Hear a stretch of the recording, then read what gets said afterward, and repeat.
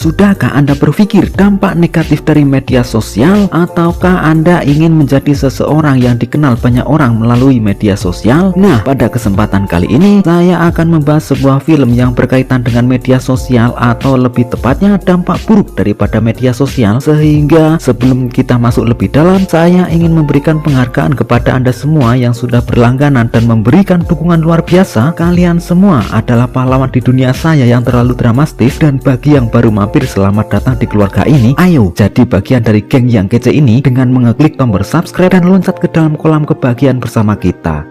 Wow.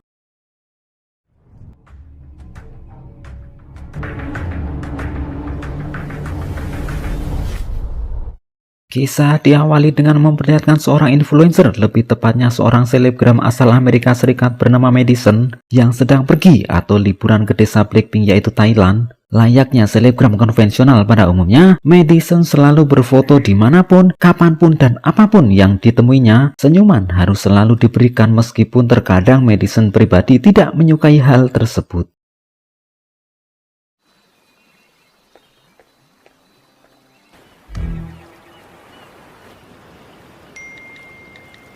Suatu malam di bar Madison kemunculan seorang om-om turis kegatelan yang terus menggodanya, sampai muncul seorang wanita yang berhasil menyelamatkan Madison dari situasi itu. Dia bernama, kita panggil saja Cassandra, turis asal Amerika juga yang kebetulan satu resort dengan Madison. Mereka pun mengobrol panjang lebar hingga akhirnya memutuskan untuk jalan-jalan subuh bareng demi bisa melihat matahari terbit, yang dari situ keduanya pun menjadi sahabat baik dan terus bersama setiap hari.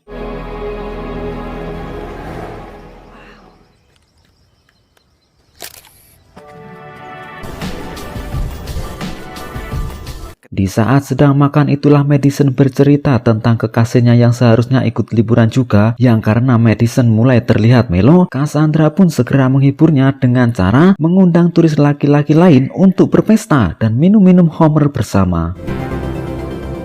Ketika akan kembali ke kamar masing-masing, alangkah terkejutnya Madison saat kunci kamarnya sudah hilang, disusul dengan kamarnya yang sudah dibobol seseorang yang pastinya pelakunya sama dengan orang yang sudah mencuri kunci kamarnya. Masalahnya adalah paspor Madison pun ikut dicuri sehingga membuatnya tidak bisa pulang ke negara asalnya. Beruntung ada Cassandra yang membantunya mengurusi hal itu, yang alhasil Madison harus tinggal selama 2 minggu lagi di Thailand sampai paspor barunya selesai diurus di kedutaan. Madison pun video callan dengan Ryan, kekasihnya, yang cukup terkejut dengan insiden pembobolan ini. Ryan juga nampak kesal karena Madison harus tinggal selama 2 minggu lagi di Thailand, padahal hari Senin depan ada jadwal pemotretan yang seharusnya tidak boleh Madison lewatkan. Dengan semua musibah yang terjadi, Madison tetap mencoba tersenyum di depan kamera, mencoba untuk menjadi influencer yang baik yang tidak ingin menceritakan kejadian yang sebenarnya. Beruntung juga ada Cassandra yang baik hati, mau menemaninya jalan-jalan ke tempat-tempat indah yang ada di Thailand ini.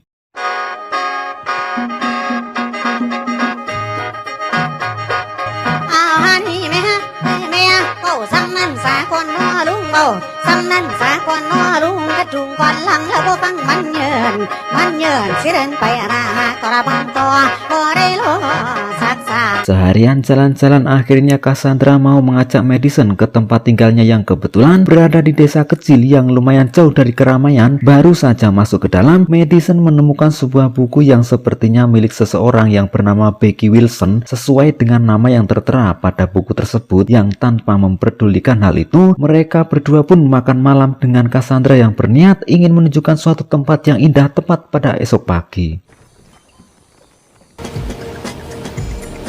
Dan ya, tempat yang dimaksud adalah pulau indah yang lumayan jauh dari daratan. Madison juga kembali melihat sebuah tempat duduk dari kayu yang terdapat ukiran seperti dibuat oleh seseorang yang sedang menghitung hari. Bahkan saat ini, alias dari pagi sampai malam, mereka berada di sana melakukan joget TikTok tepat di depan api unggun, di mana Cassandra tiba-tiba mengatakan bahwa dirinya akan meninggalkan Madison sendirian di pulau terpencil ini. Sempat menganggap itu hanyalah candaan, ternyata Cassandra benar-benar meninggalkan Madison sendirian. Dia mengambil alih semua akun media sosialnya, termasuk identitas dan tempat tinggalnya.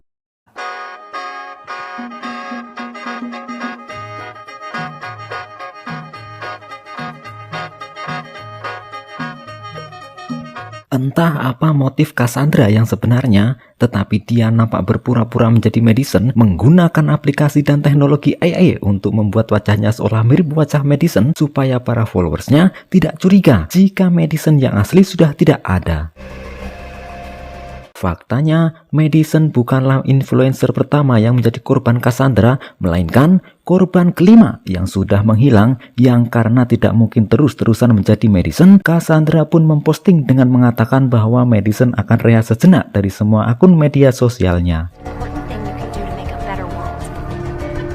Entah sudah berapa lama Cassandra tinggal di Thailand dan melakukan semua ini, dia nampaknya benci dengan media sosial, benci dengan para influencer yang atau mungkin juga iri terhadap mereka semua, atau ingin mencoba merasakan sensasi bagaimana rasanya menjadi seorang influencer yang bisa menginspirasi dan memiliki banyak followers di media sosial.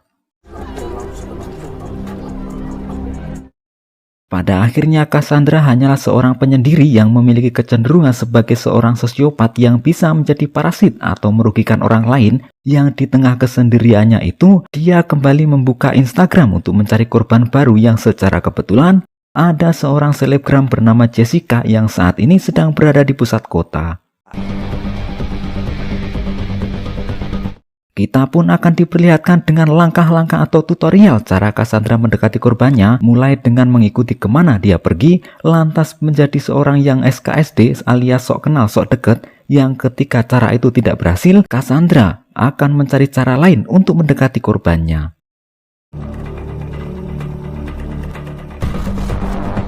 Disinilah kita akan diperlihatkan dampak atau sisi negatif dari media sosial ketika orang jahat seperti Cassandra bisa mencari tahu rutinitas, sifat, sikap, kebiasaan, dan segala hal tentang Jessica. Maka dari itu pesan saya untuk Anda semua adalah gunakanlah akun media sosial Anda dengan bijak. Kalau bisa jangan posting semuanya, jangan terlalu terbuka, dan jangan menulis kata provokasi sehingga orang-orang tidak bertanggung jawab seperti Cassandra ini tidak bisa memaksa Anda dengan sangat mudah. Setelah mengorek lebih dalam tentang Jessica, Cassandra menjadi tahu bahwa Jessica adalah tipikal orang yang suka dipuja-puja alias disanjung-sanjung atau dipuji-puji, sehingga Cassandra berpura-pura menjadi followersnya dan sangat excited dengan semua hal tentang Jessica. Alhasil, Jessica pun resmi terjebak ke dalam perangkap Cassandra, di mana dia melakukan metode yang sama seperti yang dia pakai kepada Madison dan korban lainnya, yaitu mencuri kunci hotelnya dan mengambil pasportnya supaya korban terjebak di Thailand dan mau tidak mau harus tinggal bersama si Cassandra.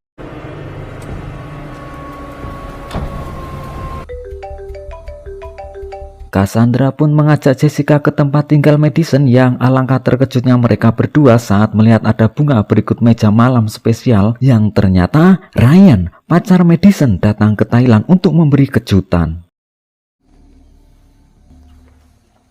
Kepada Jessica, Cassandra mengaku jika Ryan adalah pacar sahabatnya yang ikut menumpang tinggal di sini. Pada Ryan, dia mengaku jika Madison memaksanya untuk tinggal di sini menemaninya.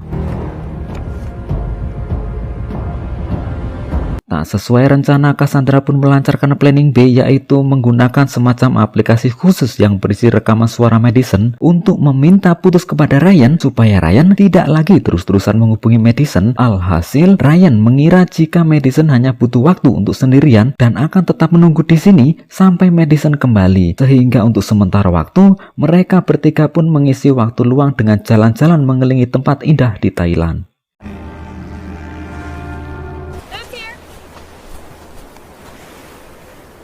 Seiring berjalannya waktu, Jessica mulai curiga dengan Cassandra yang merahasiakan sesuatu, yang kecurigaannya memuncak saat dirinya memutuskan untuk pergi dari tempat tersebut. Dan ya, Cassandra berhasil mengetahui hal tersebut. Dia berusaha untuk mencegah Jessica pergi dari tempat ini, yang karena kekeh ingin kembali ke kota, Cassandra pun terpaksa membunuhnya saat itu juga.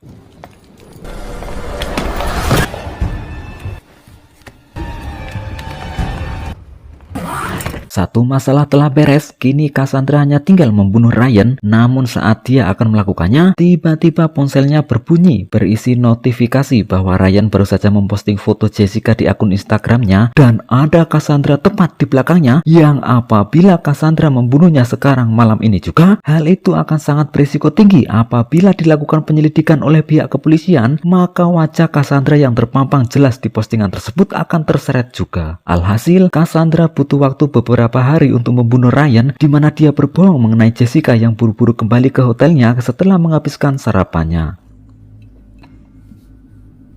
Ryan pun pergi ke pantai yang secara kebetulan sedang memotret pulau yang menjadi tempat Madison terjebak saat ini, di mana Cassandra mencoba mengalihkan perhatiannya dengan mengajak Ryan hiburan malam sampai mabok, sehingga dirinya punya kesempatan untuk menghapus foto tersebut.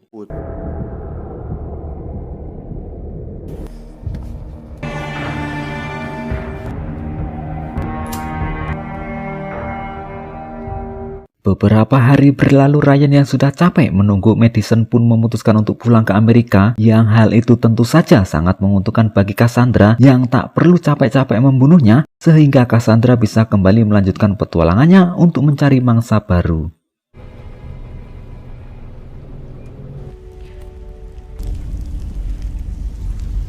Di tengah kepergiannya menggunakan kapal, Ryan pun teringat dengan Madison yang tidak mungkin sampai pergi begitu saja meninggalkannya tanpa suatu alasan yang masuk akal, yang alhasil Ryan pun kembali ke hotel dan bertemu dengan om-om gatel waktu itu. Ryan mencoba bertanya apakah Madison terlihat bersama dengan seorang pria atau tidak. Si om pun menjawab bahwa Madison hanya sendirian sebelum pergi bersama seorang wanita dengan wajah yang ada tompelnya, yang tiada lain adalah Cassandra.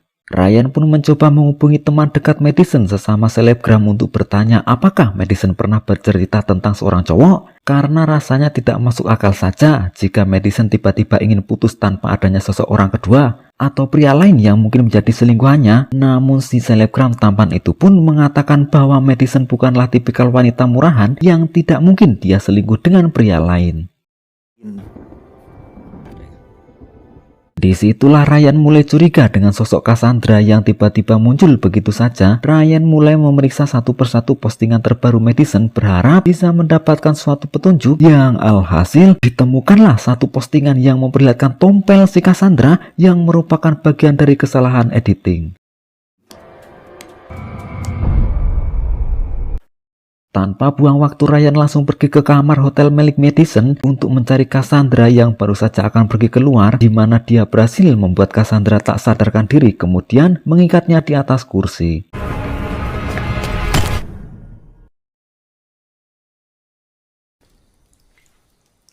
Ryan mulai melakukan interogasi untuk mengetahui di mana Madison sekarang berada, sekaligus mencari tahu apa motif Cassandra melakukannya. Sama seperti teori saya bahwa Cassandra hanya seseorang yang kesepian. Dia ingin merasakan rasanya mendapat like dari followersnya dengan cara menjadi orang lain. Namun Cassandra hanya diam saja, tidak merespons semua pertanyaan dari Ryan. Pada akhirnya Cassandra pun mengaku bahwa dirinya memang sudah menyembunyikan Madison. Ryan diajak pergi ke dermaga untuk melihat langsung bagaimana kondisi Madison saat ini. Namun tiba-tiba, ya, Cassandra pun berhasil mencekik Ryan tepat di dalam air, kemudian meletakkan jasadnya di atas perahu tepat di samping koper berisi tubuh Jessica. Cassandra kembali ke hotel untuk memfitnah si Ryan dengan memposting hal-hal buruk yang dilakukannya kepada Madison, sehingga si tampan dan para followersnya pun mulai menyalahkan Ryan atas putusnya hubungan mereka berdua.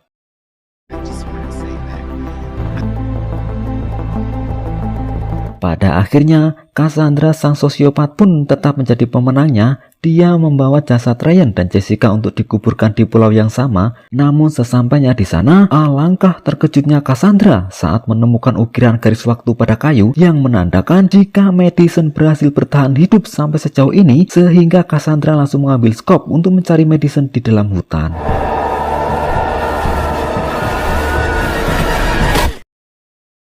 Dan ya, Madison berhasil memukul Cassandra hingga pingsan, tidak membunuhnya karena itu terlalu mudah dan terlalu enak buat dia.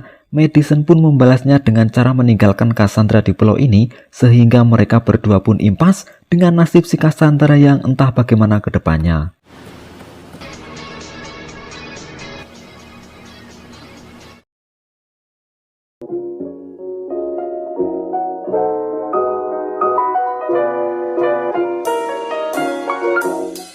Itulah ya akibat dari rasa kesepian dan penasaran. Seseorang bisa menjadi jahat untuk bisa merasakan apa yang dirasakan orang lain, untuk bisa merasakan sensasi yang dirasakan sensasi orang lain, dan itu semua kembali lagi tidak terlepas dari dampak negatif media sosial, sehingga diharapkan kita bisa lebih waspada dalam menggunakan akun media sosial kita semua.